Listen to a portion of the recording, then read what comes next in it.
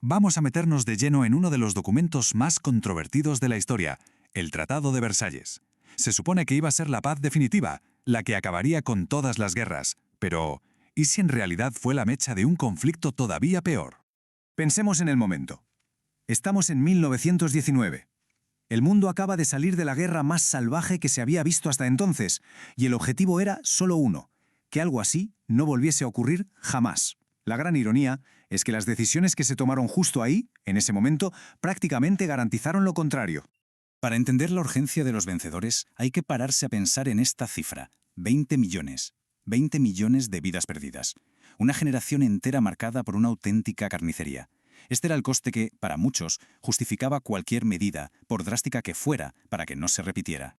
Y aquí los tenemos, los arquitectos de ese supuesto nuevo mundo. La Conferencia de Paz de París. Ahí se reunieron los líderes de las potencias aliadas, los que se conocían como los Cuatro Grandes: Lloyd George por Gran Bretaña, Clemenceau por Francia, Woodrow Wilson por Estados Unidos y Orlando por Italia.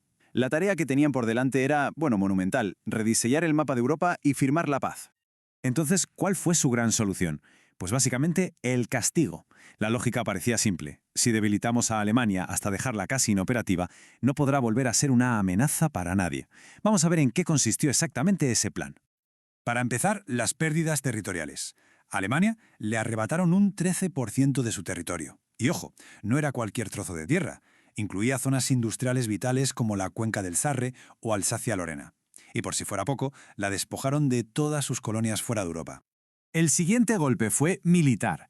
El que había sido uno de los ejércitos más poderosos del mundo quedó reducido a 100.000 hombres. 100.000. Pero lo más importante es que le prohibieron tener las armas ofensivas más modernas. Ni tanques, ni fuerza aérea, ni submarinos. El objetivo era clarísimo: dejar a Alemania indefensa. Lo que esta tabla nos enseña es que esto no fue algo improvisado. El tratado era sistemático, metódico. Sus 440 artículos iban desmantelando pieza por pieza el antiguo Estado alemán. Lo cubría todo, desde lo militar hasta la entrega de colonias, las sanciones a sus líderes y, cómo no, las reparaciones económicas. Claro que esta era la visión desde el lado de los vencedores, porque desde el lado alemán la historia se veía de una forma radicalmente distinta. Para Alemania, esto no fue una negociación, fue una imposición.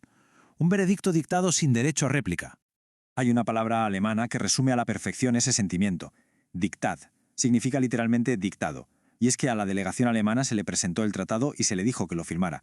No hubo un proceso real de consulta o de participación. O lo firmaban o se arriesgaban a una invasión total. Y de todos los artículos hubo uno que fue especialmente doloroso y controvertido, el 231. Se le conoce como la cláusula de culpabilidad de guerra. Aunque la palabra culpa no aparece como tal, su redacción fue la base legal para todo lo que vino después, sobre todo para las brutales reparaciones económicas. Escuchemos bien el texto. Obligaba a Alemania a aceptar la responsabilidad total por haber causado todas las pérdidas y todos los daños de la guerra. A nivel psicológico, esto fue absolutamente devastador. Era una condena moral que iba a resonar durante décadas. Aquí es donde vemos el choque total de percepciones. Para los aliados era un mero trámite legal, la forma de poder exigir el pago de las reparaciones. Para los alemanes era una humillación nacional, una mancha en el honor que les obligaba a cargar con toda la culpa moral de la catástrofe. El abismo entre las dos posturas era insalvable. Y con ese resentimiento como telón de fondo, las consecuencias a largo plazo del tratado eran casi una crónica de una muerte anunciada. Lejos de asegurar la paz, muchos defienden que sentó las bases para un conflicto futuro muchísimo peor. El impacto económico fue inmediato y fue catastrófico. Las reparaciones eran una cifra astronómica, impagable. Y si a eso le sumas que has perdido tus zonas más industriales, el resultado fue el colapso. La República de Weimar sufrió una hiperinflación galopante que destruyó los ahorros de la clase media y generó una miseria social tremenda. En este clima de caos, claro, florecen las ideas más peligrosas. Y así nació el mito de la puñalada por la espalda, o Dolchstoßlegende. Esta teoría decía que el ejército alemán, invicto, no había sido derrotado en el campo de batalla, sino que había sido traicionado por la espalda por los políticos que firmaron el armisticio. Era una mentira, pero una mentira muy, muy poderosa. La humillación por el Diktat de Versalles y el mito de la traición fueron el combustible perfecto para los movimientos extremistas. Adolf Hitler y su partido nazi basaron casi todo su discurso en una promesa: destruir el tratado y devolverle el orgullo a Alemania. Y aquí tenemos una de las mayores paradojas de esta historia.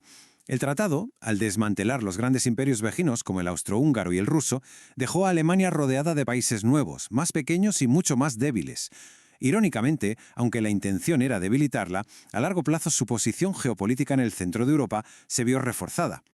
Esta cronología traza una línea directa y terrible. 1919 se firma un tratado humillante. Los años 20, caos económico y social. 1933, un líder que se alimenta de ese resentimiento llega al poder. Y en 1939, el mundo está de nuevo en guerra. Los puntos se conectan de una forma trágica. Al final, este análisis nos deja con una pregunta fundamental, una que resuena hasta el día de hoy. ¿Es posible construir una paz que sea estable, que sea duradera, sobre la base del castigo y la humillación del vencido? La historia del Tratado de Versalles parece ofrecernos una respuesta bastante inquietante.